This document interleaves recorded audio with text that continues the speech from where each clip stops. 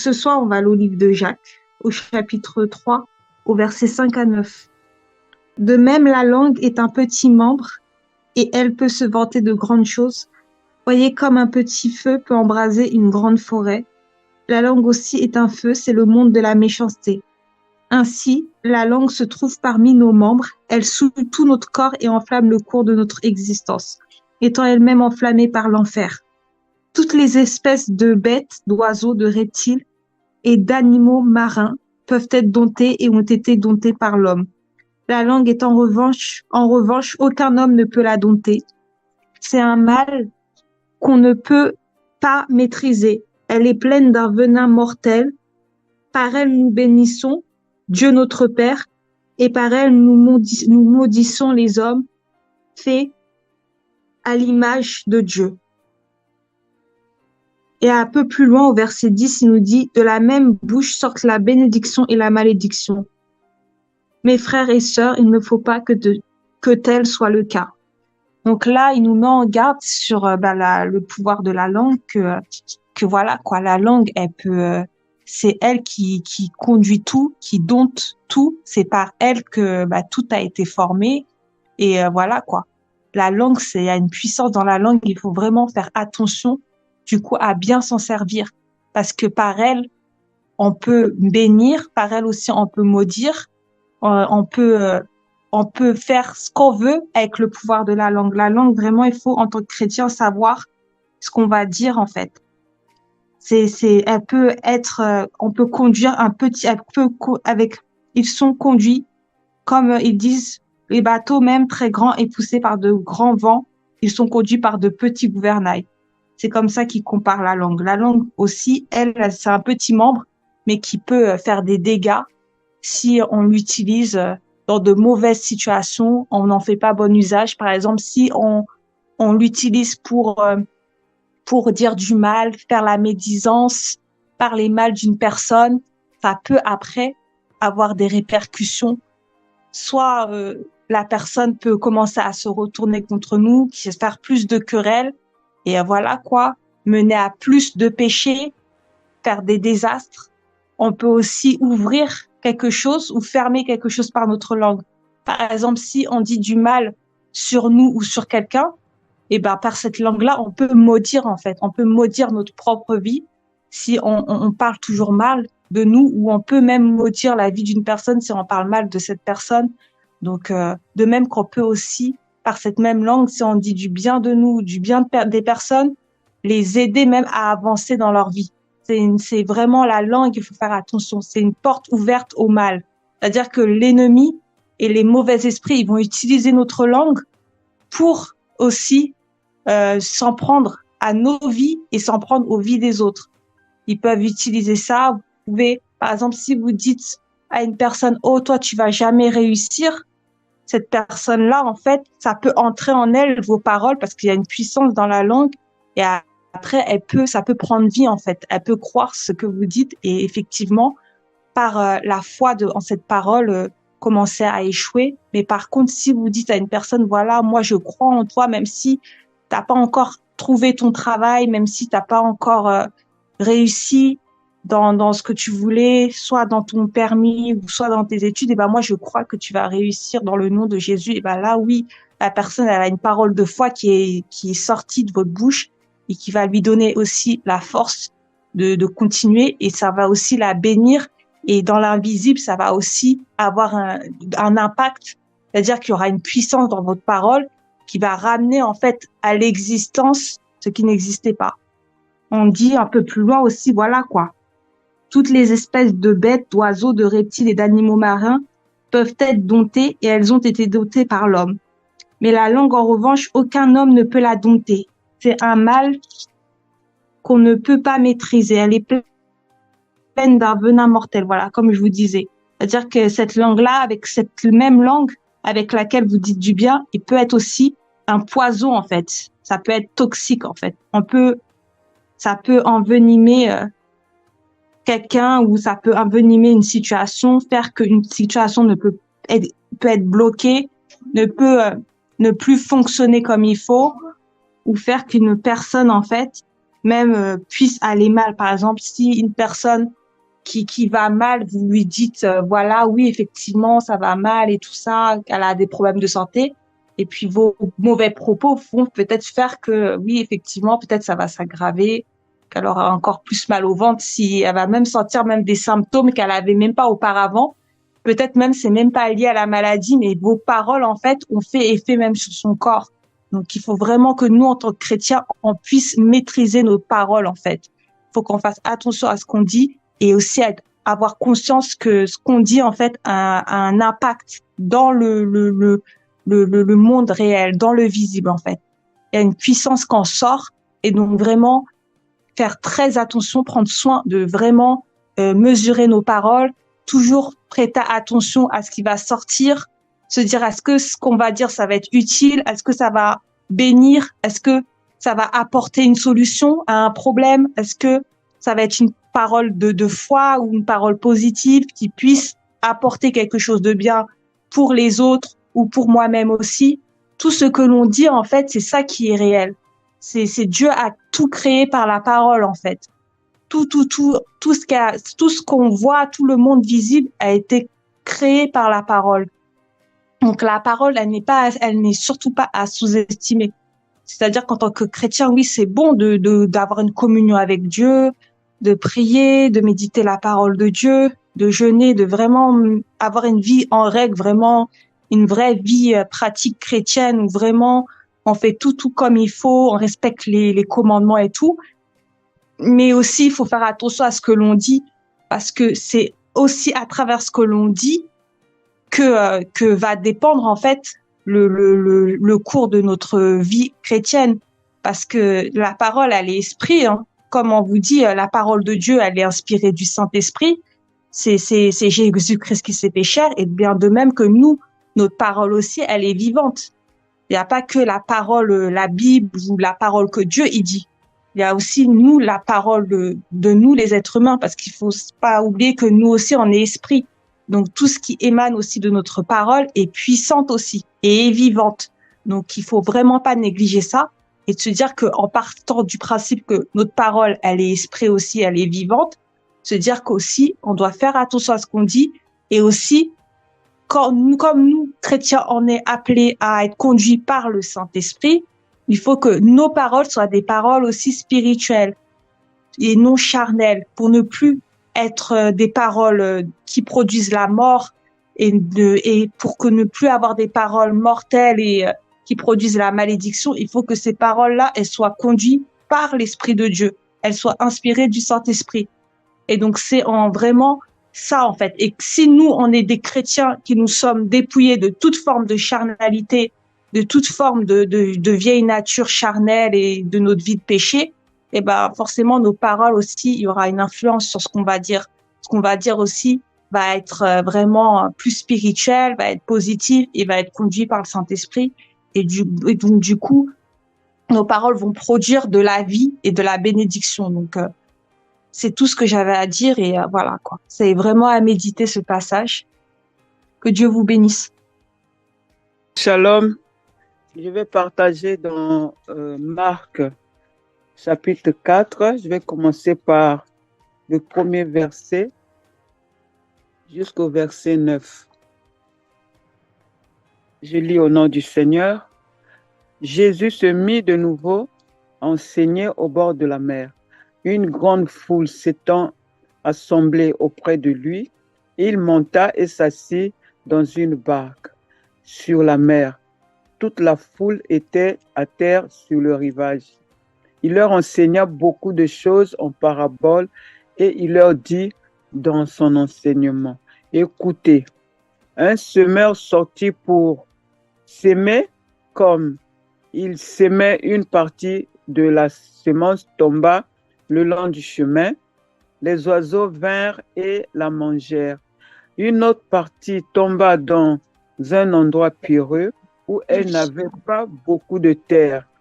Elle leva aussitôt parce qu'elle ne trouva pas un sol profond. Mais quand le soleil parut, elle fut brûlée et sécha, faute de racines. Une autre partie tomba parmi les épines, Les épines montèrent et l'étouffèrent, et elle ne donna point de fruit. Une autre partie tomba dans la bonne terre, elle donna du fruit qui montait et croissait, et elle rapporta 30, 60 et 100 pour un. Puis il dit que celui qui a des oreilles pour entendre, entende.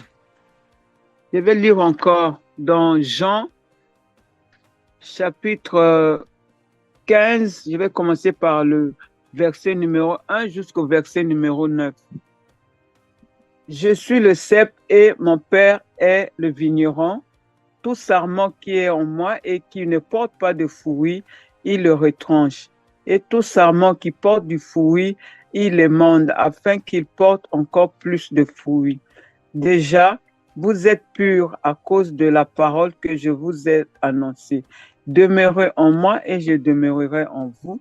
Comme le sarment ne peut de lui-même porter du fruit, s'il ne demeure attaché au cep, ainsi vous ne le pouvez non plus si vous ne demeurez en moi. Je suis le cep, vous êtes les sarments. Celui qui demeure en moi et en qui je demeure porte beaucoup de fruits, car sans moi, vous ne pouvez rien faire. Si quelqu'un ne demeure pas en moi, il est jeté dehors comme le sarment. Et s'il sèche, puis on ramasse les sarments, on les jette au feu et ils brûlent. Si vous demeurez en moi et que mes paroles demeurent en vous, demandez ce que vous voudrez et cela vous sera accordé. Si vous portez beaucoup de fruits, c'est ainsi que mon Père sera glorifié et que vous serez mes disciples. Comme le Père m'a aimé, je vous ai aussi aimé. Demeurez dans mon amour. Je continue jusqu'à 10. Si vous gardez mes commandements, vous demeurerez dans mon amour, de même que j'ai gardé les commandements de mon Père et que je demeure dans son amour. Amen. J'ai intitulé mon petit message d'aujourd'hui, soyons une bonne terre qui produit des fruits pour notre Seigneur Jésus-Christ. Et mon message commence par une question. De quelle terre sommes-nous? Nous qui sommes en Jésus-Christ, de quelle terre sommes-nous? Est-ce que nous sommes la terre qui ne produit pas de fruits ou bien qui produit des fruits? Parce que en tant que chrétiens, nous avons cette habitude, quand nous recevons la parole de Dieu, au lieu de la mettre en pratique, nous la mettons jamais en pratique. Nous entendons bien la parole de Dieu, nous la mettons pas en pratique. Nous avons l'habitude d'entendre ce qu'on nous dit dehors par des ondits, et c'est ça que nous mettons dans nos cœurs pour produire la même chose.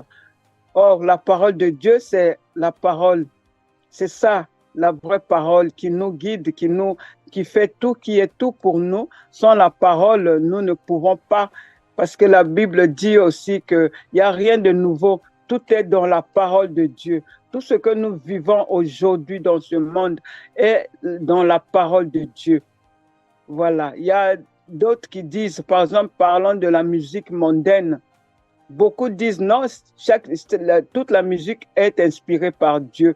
Est-ce que la musique mondaine édifie? Non, la musique mondaine n'édifie pas. Voilà, donc nous devons mettre la parole de Dieu en pratique, nous devons porter des fruits. Après avoir écouté la parole, nous devons la méditer. Après l'avoir médité, la mettre en pratique et faire ce que nous demande. Parce qu'il y a des commandements qui nous disent de ne pas voler, de ne pas mentir, on nous enseigne tout ça. Mais nous, quand nous écoutons la parole, une fois arrivés à la maison, nous jetons ce qu'on nous a enseigné. Parfois, on ne relit rien du tout. Et puis, on fait qu'à notre tête. Et puis, nous disons que nous sommes enfants de Dieu. Un enfant de Dieu ne peut pas se comporter comme ça. Un enfant de Dieu doit écouter les commandements de son Père, même quand nous vivons dans la paix, même quand nous vivons dans la joie. Et nous devons mettre la parole de Dieu en pratique. Nous devons porter des fruits. Après avoir écouté la parole, nous devons la mettre en pratique et faire ce que nous demande. Parce qu'il y a des commandements qui nous disent de ne pas voler, de ne pas mentir, on nous enseigne tout ça. Mais nous, quand nous écoutons la parole, une fois arrivés à la maison, nous jetons ce qu'on nous a enseigné. Parfois, on ne relit rien du tout. Et puis, on fait qu'à notre tête. Et puis, nous disons que nous sommes enfants de Dieu. Un enfant de Dieu ne peut pas se comporter comme ça. Un enfant de Dieu doit écouter les commandements de son Père, même quand nous vivons avec nos papas dans la maison. Si notre père nous dit de ne pas faire ceci, on écoute notre père. C'est comme Dieu aussi qui est notre père. Il a donné ses commandements. Il nous a dit, si vous m'aimez, marchez, respectez mes commandements. Si vous voulez me suivre, portez votre croix. C'est-à-dire, en portant notre croix, nous devons faire ce que lui nous dit. Nous devons le suivre, nous devons être ses exemples. Nous devons montrer aux gens que nous avons, parce que Dieu que nous prions, nous ne le voyons pas. Nous qui prions, nous qui sommes chrétiens, une personne parfois peut se faire influencer par notre comportement en disant « Ah, c'est vrai, cette personne-là, vraiment, elle prie parce que son comportement est vraiment exemplaire. Donc, dans ce cas, moi aussi, je vais aller prier, chercher ce Dieu-là. » Mais si notre comportement n'est pas bien, nous ne nous comportons pas bien, comme ma sœur vient de le dire, notre langue qui nous tue, nous disons de bonnes choses ailleurs, le lendemain, nous disons de mauvaises choses, nous bénissons, nous maudissons, et c'est pas bon. Et quel exemple allons-nous donner quand nous allons évangéliser? C'est notre comportement aussi qui compte. La personne, pour venir à Dieu, voit cette personne qui dit, bon, on voit Jésus-Christ à travers nous. Parce que Jésus-Christ, on ne le voit pas, c'est nous qui représentons, nous sommes les représentants, les ambassadeurs de Christ.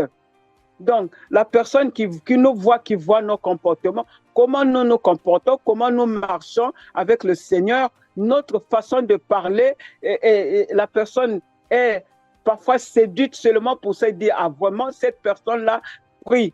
Mais si nous exhibons seulement comme ça, avec la Bible à la main, et puis ce que nous faisons, c'est contraire à ce que nous disons, c'est contraire à ce que nous comportons, et c'est pas bon. C'est pourquoi je veux attirer notre attention que nous devons être une bonne terre pour notre Seigneur Jésus-Christ, qui porte des fruits, de bons fruits. Et le Saint-Esprit nous donne ces fruits, les fruits de l'Esprit, qui est la patience, qui est la joie, qui est le bonheur, qui est la tempérance, qui est la maîtrise en soi. Voilà, la patience, les fruits de l'Esprit. Nous devons avoir tous ces fruits-là pour donner, pour montrer aux gens comment nous sommes. Nous avons la foi, c'est vrai.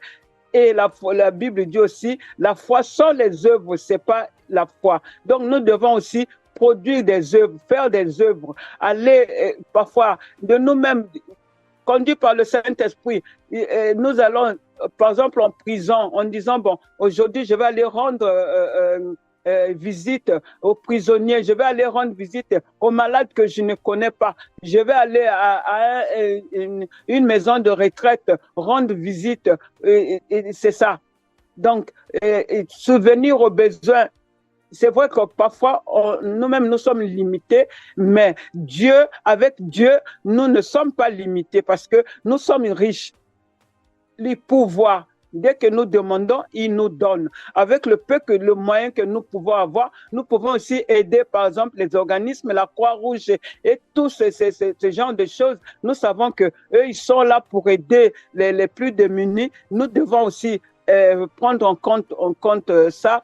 Donc, nous devons aider, nous devons faire aussi des œuvres par notre foi, montrer la gratitude que notre Seigneur nous donne le souffle de vie gratuit.